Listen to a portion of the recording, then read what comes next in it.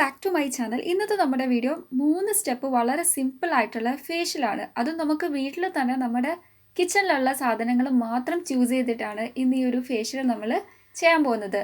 അപ്പോൾ first step എന്ന് വെച്ചാൽ നമ്മുടെ സ്കിൻ നല്ലോണം ക്ലെൻസ് ചെയ്യുക.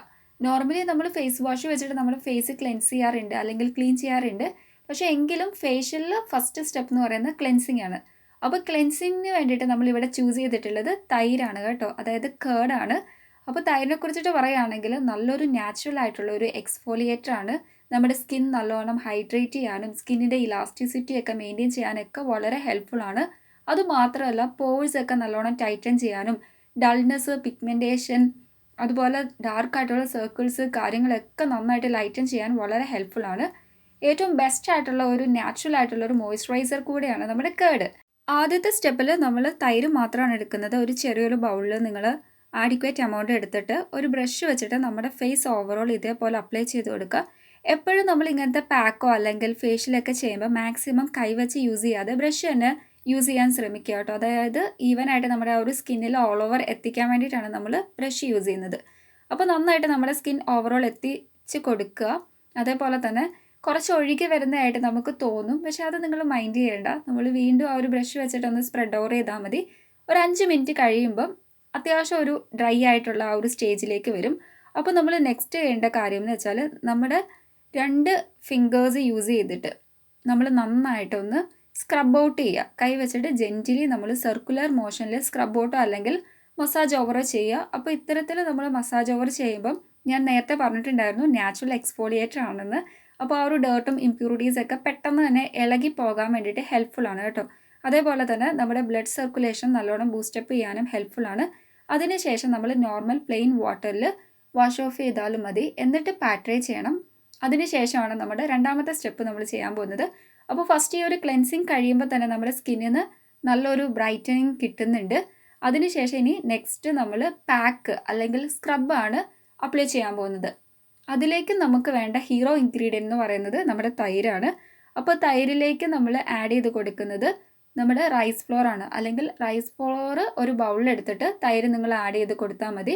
അപ്പോൾ ആ ഒരു നീഡഡ് ക്വാണ്ടിറ്റി, ഒരുപാട് വെള്ളം പോലെ ആ ഒരു കൺസിസ്റ്റൻസിയിൽ എടുക്കരുത്, കുറച്ചൊരു തിക്ക് കൺസിസ്റ്റൻസിയിൽ എടുക്കുക.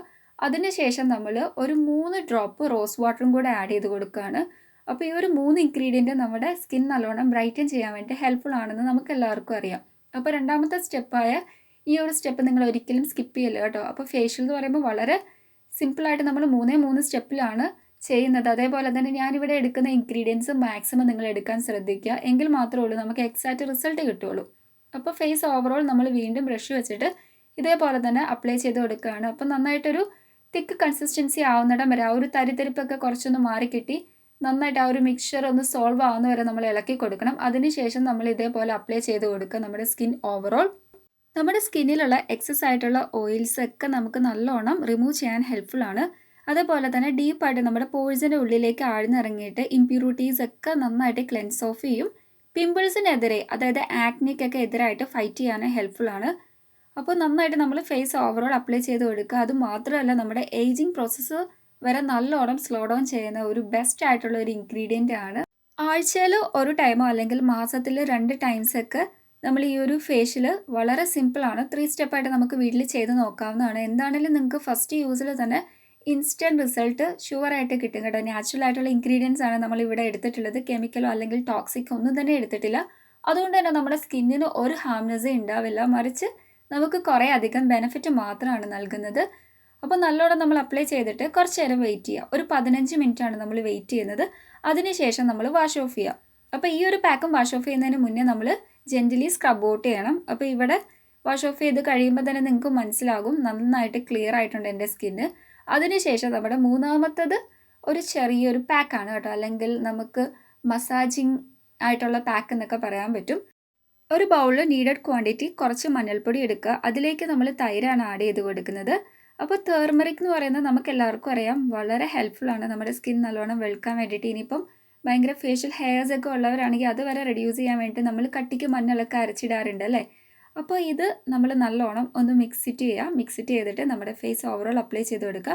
അപ്പോൾ നമ്മുടെ മൂന്നാമത്തെ സ്റ്റെപ്പാണ് കേട്ടോ. നമ്മൾ പാക്ക് അല്ലെങ്കിൽ എന്താ പറയുക എക്സ്ഫോളിയേറ്റിംഗ് പാക്കെന്നോ അല്ലെങ്കിൽ വൈറ്റനിങ് പാക്ക് എന്നൊക്കെ നമുക്ക് പറയാൻ പറ്റും. അപ്പോൾ നല്ലോണം അപ്ലൈ ചെയ്ത് കൊടുക്കുക. അപ്പോൾ ഫേസ് ഓവറോൾ ഞാൻ ഈവനായിട്ട് ബ്രഷ് വെച്ചിട്ട് അപ്ലൈ ചെയ്ത് കൊടുക്കുന്നുണ്ട്. അപ്പോൾ ഇതിൻ്റെ വെയിറ്റിംഗ് ടൈം എന്ന് വെച്ചാൽ 10 മിനിറ്റ് മതി കേട്ടോ. ഒരുപാട് ടൈമൊന്നും വെയിറ്റ് ചെയ്യേണ്ട ആവശ്യമില്ല. ജസ്റ്റ് ഒരു 10 മിനിറ്റൊക്കെ വെയിറ്റ് ചെയ്താൽ മതി. 5 മിനിറ്റ് കഴിയുമ്പോൾ തന്നെ അത്യാവശ്യം നന്നായിട്ട് ഒന്ന് ഡ്രൈ ആയി വരും. അപ്പോൾ നമ്മൾ മെല്ലെ ഒന്ന് സ്ക്രബ് ഔട്ട് ചെയ്യണം. അപ്പോൾ ആ ഒരു മഞ്ഞൾപ്പൊടിയുടെ തരിയൊക്കെ ഉള്ളത് കൊണ്ട് തന്നെ സ്ക്രബ് ചെയ്യുമ്പം നമുക്ക് നല്ലൊരു എക്സ്ഫോളിയേറ്റർ ആയിട്ടും കൂടെ ആക്ട് ചെയ്യുന്നുണ്ട് കേട്ടോ ഈ ഒരു മഞ്ഞൾപ്പൊടി. നന്നായിട്ട് ആ ഒരു ഡേർട്ടും ഇമ്പ്യൂരിറ്റീസും എന്തൊക്കെ പ്രോബ്ലംസ് ഉണ്ടോ അതൊക്കെ നമുക്ക് റെഡ്യൂസ് ചെയ്യാൻ വളരെ ഹെൽപ്ഫുള്ളാണ്. അതായത് പിമ്പിൾസ് ഒക്കെ വന്നിട്ടുള്ള സ്പോട്ടും കാര്യങ്ങളൊക്കെ നല്ലോണം ലൈറ്റൻ ചെയ്യാനൊക്കെ ഹെൽപ്ഫുള്ളാണ്. അപ്പോൾ വളരെ ഈസിയാണ്, ഒരുപാട് മെനക്കേടൊന്നും ഇല്ല. ജസ്റ്റ് കുറച്ച് ഇൻഗ്രീഡിയൻസ് മാത്രം യൂസ് ചെയ്തിട്ടാണ് നമ്മൾ ഈ ഒരു വളരെ സിമ്പിളായിട്ടുള്ള നമ്മുടെ ഫേഷ്യൽ ഇവിടെ ചെയ്തിട്ടുള്ളത്.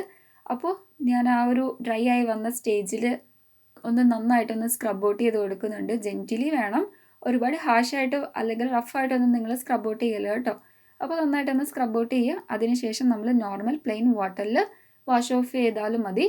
അപ്പോൾ തന്നെ നമുക്ക് നല്ലൊരു ഫ്രഷ്നെസ് അല്ലെങ്കിൽ ഇൻസ്റ്റൻ്റ് ആയിട്ടുള്ള ഒരു ബ്രൈറ്റനിങ് എക്സാക്ട്ലി നമുക്ക് ഒരു ഫേഷ്യലിൻ്റെ ആ ഒരു എല്ലാ ബെനഫിറ്റും നമുക്ക് ഈ ഒരു ഫേഷ്യൽ ചെയ്യുമ്പോൾ കിട്ടും. നമ്മുടെ ഫൈനൽ സ്റ്റെപ്പ് എന്ന് വെച്ചാൽ മോയ്സ്ചറൈസർ ആണ്. നമ്മുടെ സ്കിൻ ഒന്ന് സപ്പിളാക്കാൻ വേണ്ടിയിട്ട് ആ ഒരു ഡിസ്റ്റർബ്ഡ് ആയിട്ടുള്ള ഒരു pH ലെവൽ ഒന്ന് മെയിൻറ്റെയിൻ ചെയ്യാൻ വേണ്ടിയിട്ടാണ്. അപ്പോൾ ഇവിടെ ഞാൻ യൂസ് ചെയ്യുന്നത് സെബാമിൻ്റെ മോയ്സ്ചറൈസർ ആണ്.